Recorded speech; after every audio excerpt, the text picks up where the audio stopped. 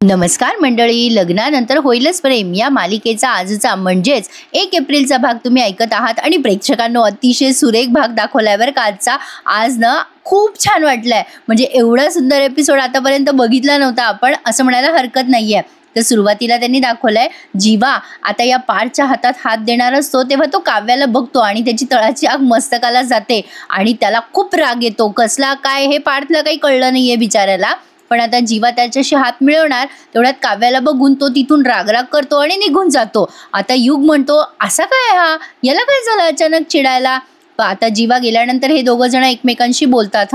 पार्थ म्हणतो कळतच नाही हा अचानक असं का चिडतो, नेमका याला राग कोणाचा येतोय, माझा की आणखीन कोणाचा. पार्थ जरा वेळ तिथेच विचार करत बसतो. युग आता तिथून निघून जातो आणि काव्या आता खोलीत आवरायला जाते. पण आता जीवाचा संताप झालेला असतो काव्याला बघून. आणि प्रेक्षकांना तुम्हाला माहितीच आहे जीवाने त्याच्या छातीवरती काव्या हे नाव गोंदवून घेतलेलं आहे ना, त्यामुळे त्याची कपडे बदलताना आता धांदल होते बरं का, मजा येते. आता पुढे बघा, काव्या तिचं आवरते. जीवा त्याच्या खोलीत येतो आणि त्याच्या अंगातला तो शर्ट काढून फेकतो. त्याला गुढीपाडव्यासाठी तयार व्हायचं असतं पण त्याचा संताप झालेला असतो. तो कपाट उघडतो तर त्याचा एकही शर्ट जागेवर नसतो. आता तो चिडचिड करत म्हणतो या नंदिनीला मी 1000 वेळेला सांगितलंय माझ्या वस्तूंना हात लावत जाऊ नको म्हणून, का ऐकत नाही कोणास ठाऊक. तन फन करत तो एक शर्ट काढतो पण तो नेमका त्याला अपरा होतो म्हणजे लहान होतो. आता तो ते शर्ट घालायला लागतो तेव्हा त्याचा शर्ट मध्येच अडकतो. आता मागून नंदिनी येते आणि म्हणते अगं बाई अहो काय होऊन काय बसले, हे असं कसं अडकलात तुम्ही. आता हा जीवा शर्ट मधनच ओरडतो तुझ्यामुळे झालंय हे सगळं. नंदिनीने काय केलं बिचारीने. नंदिनी म्हणते माझ्यामुळे, अगं बाई काय झालं. आता नंदिनी ते नीट करायला जाते तेव्हा जीवा ओरडतो थांब जरा माझी मान अडकली आहे. नंदिनी म्हणते अहो थांबा जरा इकडनं खाली ओढते मी, थांबा. आता नंदिनीने तो शर्ट कसा खाली ओढला. आता नंदिनी म्हणते सॉरी हो, नाही मी फक्त मदतच करत होते तुम्हाला. त्यावर जीवा चिडचिड करतो आणि म्हणतो कशाला करतेस ग माझी मदत, नकोय मला तुझी मदत, हे काय करून ठेवलंयस बघ तुटलं ते बटन तुझ्यामुळे. नंदिनी म्हणते सॉरी, मी देऊ का ते बटन लावून. जीवा चिडतो तिच्यावर आणि म्हणतो काही गरज नाहीये, कशाला सतत फुकटची मदत करत असते ग मला, मी तुला मागितली आहे का मदत.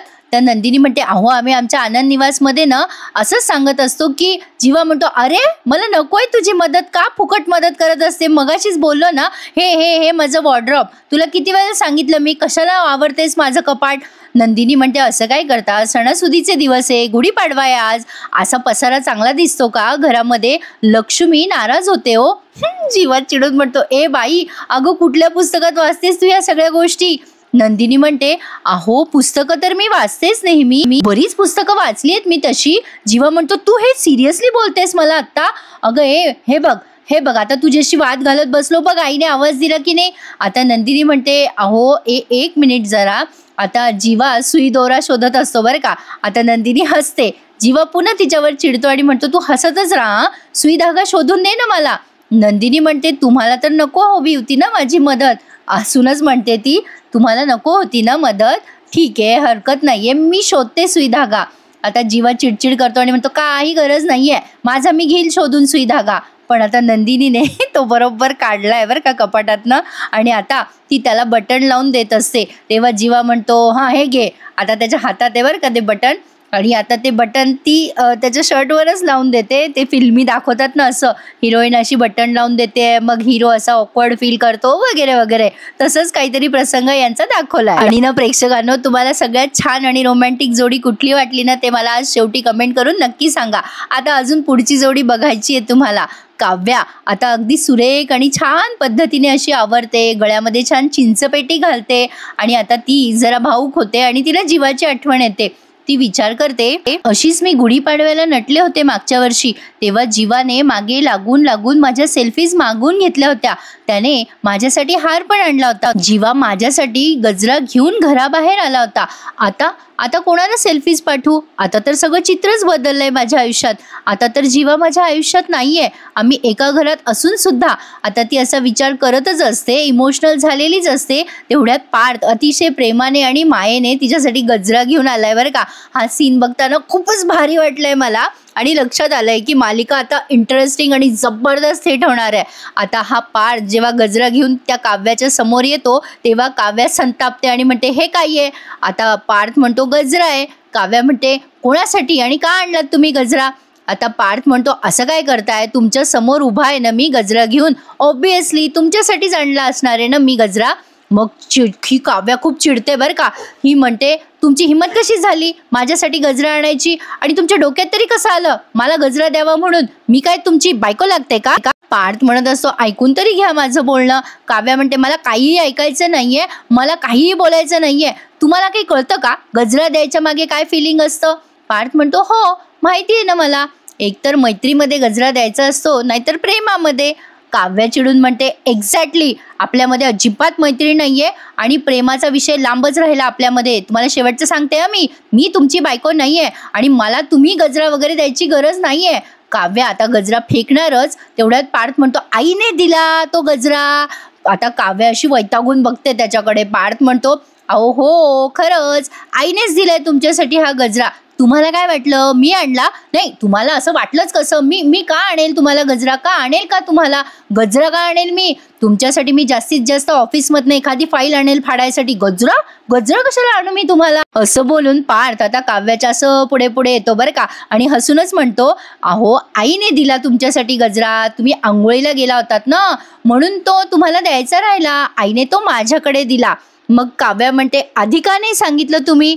आता पार्थ म्हणतो तुम्ही कुठे बोलू दिलत मला. काव्या आता पुढे काही चिडणार तेवढ्यात पार्थ म्हणतो अरे गुढीपाडव्याच्या खूप खूप शुभेच्छा आणि आवरून झालं असेल तर माळा गजरा आईने सांगितला बरं का, मी नाही आणलं बुवा, हे घ्या. आणि काव्याचे काहीसे असे रिॲक्शन आहेत त्यावर. पार्थ खूपच गोड बोलून समजवतो. ॲक्च्युली ना प्रेक्षकांनो यांनी जोड्या खरंच खूप छान लावल्यात.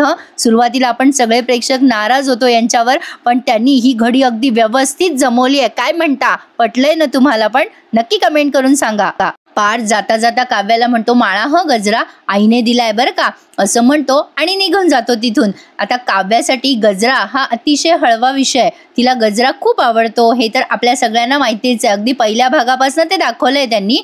तर आता काव्या पार्थ गेल्यानंतर तो गजरा माळते. काव्या आधी तर त्या गजऱ्याला खूप वेळ निहारते बरं का प्रेक्षकांनो, खूप वेळ बघते ती आरशामध्ये आणि मग तो गजरा अशी छान माळते. आता पार्थ ते सगळं लांबून बघत असतो, म्हणजे त्याने जाण्याचं नाटक केलंय पण तो तिथेच उभं राहून ते सगळं बघतोय. त्याला खूप छान वाटतंय की काव्याने तो गजरा शेवटी घातला. पार्थ मनातल्या मनात विचार करतो मैत्री होण्यासाठी काही वेळेला खोटं बोलावं लागतं. मी सांगितलेला गजरा आईने दिलाय असं सांगितलं म्हणून यांनी गजरा माळला तरी.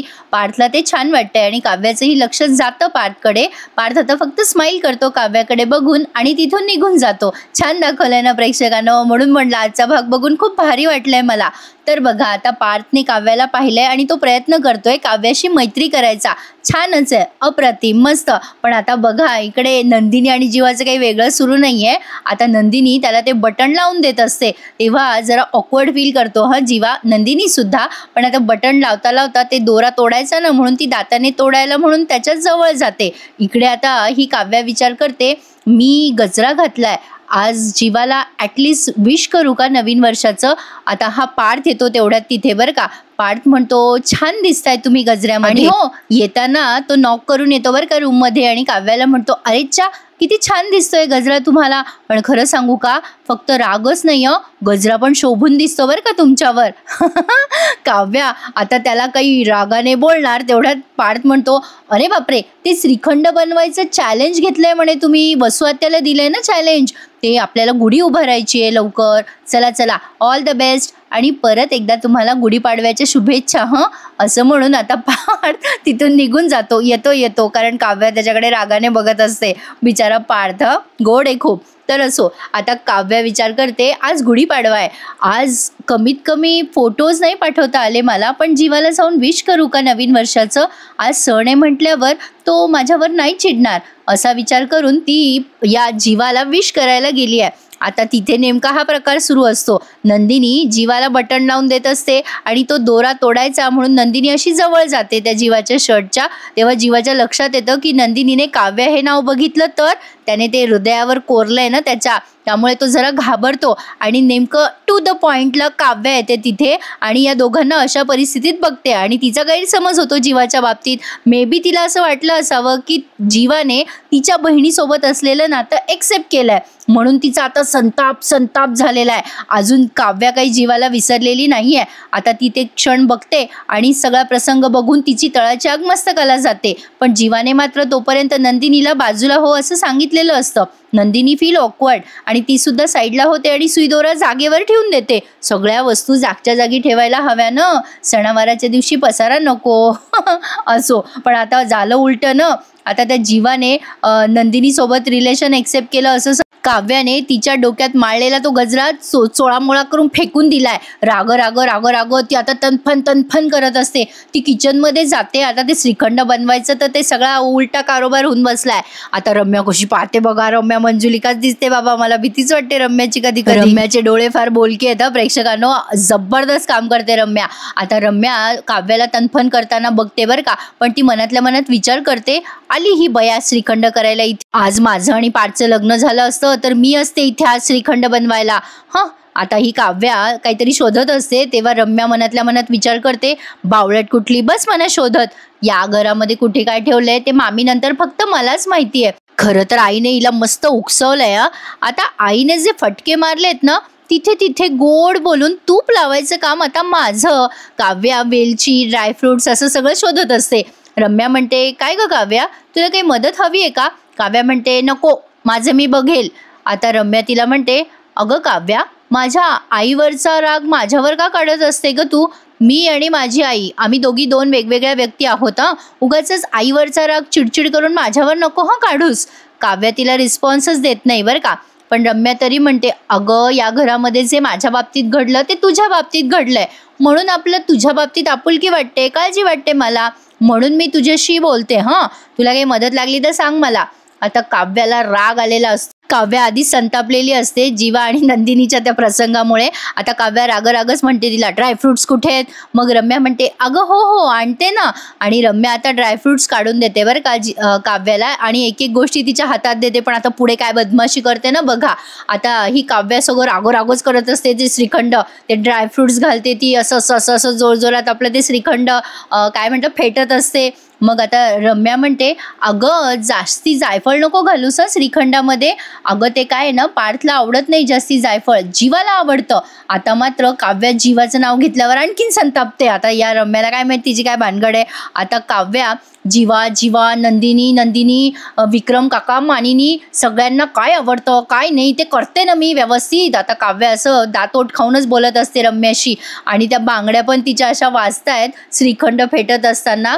रम्या म्हणते, ते बरं झालं बाई, तुला या घरात सगळ्यांच्या आवडीनिवडी माहिती झाल्यात. मामा मामी जीवा. आता जीवाचं नाव घेतलं पुन्हा अजून संताप होतो काव्याचा. रम्या सहजच नाव घेते, अजून तिला काही डाऊट नाही आलाय. पण आता जीवाचं नाव घेतल्यावर काव्या तिच्या हाताचा वेग आणखीन वाढवते आणि आता ते श्रीखंड जरा जास्ती जोरात होतं. हँड मिक्सीची गरज पडली नाहीये काव्याला. काव्याची मध्ये तंद्री लागलेली असते आणि तिच्या डोळ्यात पाणी येतं जीवाचं नाव काढल्यावर. आता रम्या ते नोट डाऊन करते आणि म्हणते, काहीतरी झोल आहे या काव्यामध्ये.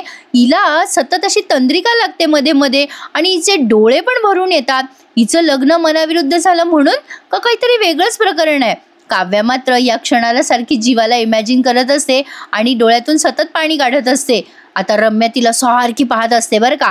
आता रम्या विचार करते, काहीतरी झोल आहे, काहीतरी मोठा झोल आहे. नुसतं लग्न हे कारण नाही असू शकत. हिचं हे असं डिस्टर्ब होण्याच्या मागे काहीतरी मोठं कारण आहे. आई म्हणते ते बरोबर आहे. म्हणजे हिचं दुखरी नस हे लग्न नाहीये, काहीतरी वेगळंच आहे. काव्या असं फेटत असताना श्रीखंड ही रम्या मुद्दाम काव्याला अशी नोटीस करत असते. पण काव्या मात्र प्रचंड रागात असते. त्यामुळे कधीच प्रेक्षकांनो राग जास्ती करू नये. त्यामुळे आपलं नुकसान होतं हे काव्याच्या वागणुकीवरून दिसतंय खरी. तर बघा रम्या या गोष्टीचा बरोबर फायदा घेते. आता काव्याने त्यात सगळं काही घातलं पण नेमकं साखरच घालायची विसरली, जी महत्वाची आहे. आता रम्या तिला मुद्दाम म्हणते, अगं काव्या साखर घालायची आहे का ग श्रीखंडामध्ये? बघ नाही म्हणजे तुझी इच्छा. आता मुद्दाम साखरेचा डब्बा घेते आणि नुसती साखर टाकायची ऍक्शन करते. काव्या तिच्या तंद्रीमध्ये असल्यामुळे काव्याच्या लक्षातच येत नाही रम्याने साखर टाकली आहे का नाही टाकली आहे. आता मुद्दाम रम्या नाटक करते, काय ग काव्या टाकू का अजून एक चमचा, पण मुद्दाम त्या भांड्याकडे असा चमचा नेते आणि मागे करते आणि मुद्दाम त्या डब्याचं झाकण असं वाजवते आणि म्हणते, घातली साखर काव्या, बघून घे बाई, अजून हवी आहे का? हो मॅडम. काय घातलेली सगळी साखर विरघळली सुद्धा, बघ बघ जरा बघ, अगं लक्ष कुठे आहे तुझं? असं म्हटल्यावर काव्या जरा भानावर येते आणि आता तेवढ्या तिथे येते नंदिनी बरं का. आता रम्या लगेच नंदिनीला पाहून तिथून कट मारते बरं का. नंदिनीला बघते आणि म्हणते, तुला काही लागलं तर सांग काव्या, मी आहे इथेच आहे. पण आय थिंक सो नंदिनीच्या लक्षात आलं असावं रम्याने काहीतरी लबाडी केली, म्हणजे आजच्या भागात तर त्यांनी दाखवलं नाहीये, बट मला असं वाटतं की कदाचित नंदिनी त्यात साखर घालेल. तर बघूयात आता उद्याच्या भागात काय दाखवतात. पण अजून राहिला एपिसोड सांगायचा. आता नंदिनी तिला म्हणते, काव्या झालं का श्रीखंड? मी पण आहे राजा, काही मदत लागली तर सांग. पण आता काव्या तिच्याकडेच रागाने बघते आणि म्हणते, झालंय ते श्रीखंड, आणि राग नंदिनीकडे बघते आणि निघून जाते तिथून. नंदिनीला कळतच नाही आता हिला कशाचा राग आला बरं. नंदिनी आता त्या श्रीखंडाकडे बघते तर आजूबाजूला थोडे साखरेचे कण पडलेले असतात. नंदिनीला जरा डाऊट आलाय श्रीखंडाकडे बघून, पण पुढचा सीन मस्तच दाखवलाय. आज अख्खी मालिकाच भारी दाखवली असं म्हणायला हरकत नाहीये. पार्थने आता छानपैकी गुढीची पूजा केली आहे. त्याच्यासोबत युग आहे, त्याच्या हाताखाली तो एक एक वस्तू देतोय गुढीला सजवण्यासाठी. हार, फुलं, बऱ्याच गोष्टी त्यांनी लावल्यात गुढीला. आता कलश नसतो नेमका, जीवा तिथे कलश घेऊन येतो पार्थने असं म्हटल्या. पार्थ म्हणतो, कलश कुठे आहे? जीवा कलश घेऊन येतो आणि पार्थच्या हातात देतो. आता पार्थ त्याच्याकडे बघतो आणि म्हणतो, जीवा अरे तुझाही हात लागू दे की गुढीला. मग जीवा त्याच्या हाताने गुढीला कलश घालतो. या चौघांनी सुद्धा अतिशय प्रेमाने गुढीपाडवा साजरा केलाय बरं का प्रेक्षकांनो. पुढचा प्रोमो खूप खास दाखवलाय त्यांनी, बघत राहा. आता घरातले प्रत्येक जण येतात, मानिनीताई येतात आणि गुढीची पूजा करतात. आल्या त्या म्हणतात, अगं बाई पोरांनी काय छान गुढी सजवली आहे. आणि आता त्यांनी हळदी कुंकू वाहिलंय, गुढीची पूजा केली आहे अतिशय प्रेमाने. आणि आता पार्थ आणि काव्याला सांगितलंय त्यांनी, पोरांनो चला या पुढे तुम्ही आधी हळदी कुंकू वाहा, नमस्कार करा. घरातले प्रत्येक जण तिथे हजर आहेत. मंजू आत्याचे मिस्टर फार भारी आहेत प्रेक्षकांनो, त्यांनी फार कौतुक केलंय आज काव्याचं पुढे. आता या चौघ्या जोडप्यांचे पूजा वगैरे त्यांनी दाखवली आहे. गुढीपाडव्याची पूजा करत असताना गाणं ऐकवलंय त्यांनी, वाट हरवली धुक्यात तेव्हा, या मालिकेचं टायटल गीत. तर आता जीवाला कसं तरी होत असतं, पार्थ आणि काव्या दोघं सोबत पूजा करतायत हे बघून, तरी सुद्धा तो इग्नोर करतो. पण पार्थ मात्र जरा घाबरूनच असतो काव्याला. तो आधी काव्याला पुढे करतो पूजेसाठी आणि मग तो तिच्या मागे जातो. आता जीवा या दोघांना असं बघत असतो. या दोघांची पूजा झाल्यावर नंदिनी आणि जीवा या दोघांनाही सांगण्यात येतं की तुम्ही दोघंही पूजा करा. मग नंदिनी सुद्धा गुढीची पूजा करते आणि मनोभावे नमस्कार करते. तर आता वेळ आली आहे जेवणाची आणि काव्याने केलेल्या श्रीखंडाच्या चव घेण्याची. म्हणजे या गुढीपाडव्याची पूजा आणि सोबत या मालिकेचं टायटल गीत अतिशय भारी वाटलंय बघायला. तर आता जेवायची वेळ आल्यावरती हे मंजू आत्याचे मिस्टर मिथुन भाऊजी नाव आहे त्यांचं, ते म्हणत असतात, वहिनी आधी श्रीखंड वाढावं. मानिनीताई म्हणतात, हो वाढते भाऊजी, जरा धीर धरा. आता ते म्हणतात, अहो वहिनी असं काय करता, अहो अन्न शिजेपर्यंत धीर धरू शकतं माणूस, निवेपर्यंत कसं धीर धरायचा? नाही हो वहिनी, धीर धरवत नाहीये, असं काहीतरी झालं बघा माझं. आपल्या सुनबाईने किती प्रेमाने श्रीखंड पुरी केली आहे. अहो प्रत्येक वाटीत अशी हळुवारपणे उचलताय, हळुवारपणे श्रीखंड भरताय. कसा बाबा, कसा धीर धरू मी? कधी एकदाची श्रीखंड पुरी माझ्या ताटात येते, कधी त्यांच्याशी माझी मैत्री होते, मैत्रीचं रूपांतर घासात कधी होतंय, असं झालंय मला. आता त्या मंजू आत्या म्हणतात, तुम्ही गप्प बसाओ. यांचा ठरलेला डायलॉग आहे मंजू आत्याचा, तुम्ही गप्प बसाओ. आता ते विक्रम म्हणतात, काय चिडतेस ग सारखी सारखी त्याच्यावर? अगं एखाद्या माणसाला नाही धरवत धीर, एवढं काय त्यात? अगं एखादा माणूस असतो हळवा काही पदार्थांसाठी, अगं नाहीतर काय, श्रीखंड सगळं बाजारात मिळतं पण आमच्या लहानपणी त्या सणाला तो गोडवा आणि गोड पदार्थ बनलेच पाहिजे. काय ग वसुताई, बरोबर बोलतोय ना मी? आता वसु आत्या नुसत्या स्माईल करतात. मग लगेच म्हणतात, हे विक्रम, होळीच्या दिवशी पुरणपोळी, नारळी पौर्णिमेला नारळाच्या वड्या, अगं सगळं कसं झालंच पाहिजे ना. गुढीपाडवा आणि श्रीखंड नाही म्हणजे मजाच नाही रे. आता नंतर वसु आत्या म्हणतात, हो बरोबर बोलतोयस विक्रम, मग नंदिनी येते आणि म्हणते, हो बाबा, खरंच तुम्ही बरोबर बोलताय. श्रीखंड पुरीचं कॉम्बिनेशन जबरदस्तच असतं हं.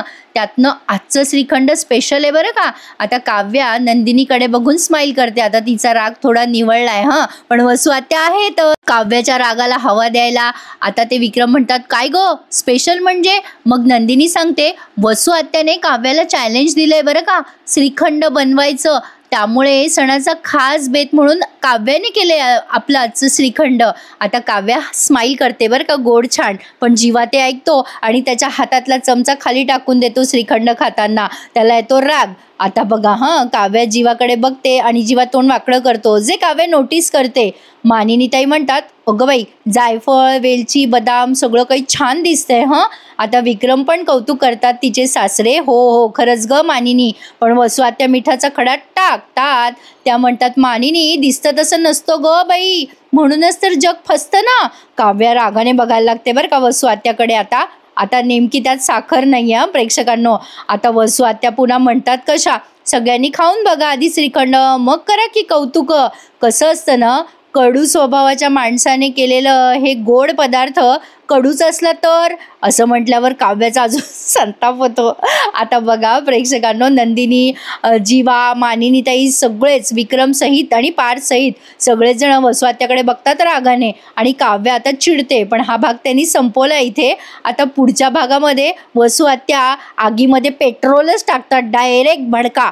आता वसू आत्या म्हणतात, हिला कडुलिंब द्या खायला, कारण काव्याने त्यात साखर टाकली नाहीये ना श्रीखंडामध्ये, म्हणून असा अंदाज आहे माझा. त्यामुळे तमाशा झाला असेल. तर बघा प्रेक्षकांनो, काव्या आगदावणेपणा करते आणि म्हणते, घ्या अजून खाऊ अजून कडुलिंबाची पानं, असं म्हणून तिने खूप सारी कडुलिंबाची पानं खाल्ली आहे. पण आता या दोघी हसतात बरं का काव्याला आणि मजा घेतात काव्याच्या रागाची. आणि पार्थने मात्र श्रीखंड देऊन काव्याचं तोंड गोड केलंय. पण आता गुढी उभारायच्या वेळेला ती कलश जो आहे ना, तो रम्याने अर्धवट सोडलेला असतो. आता गुढी खाली पडणार तेवढ्यात काव्या, पार्थ, नंदिनी, जीवा सगळे गुढीला असे अतिशय सुंदर वाटलाय हा बघताना प्रेक्षकांनो. म्हणजे या चारही जोड्या सुखाने आणि समाधानाने नांदणार आहेत एक दिवस. फक्त त्या कशा नांदताय हे आपल्याला बघत राहायचंय. तर आजचा एपिसोड काहीसा असा होता. कसा वाटला मला सांगा हा नक्की कमेंट करून. आणि आपल्या चॅनलला सबस्क्राईब करायला विसरू नका.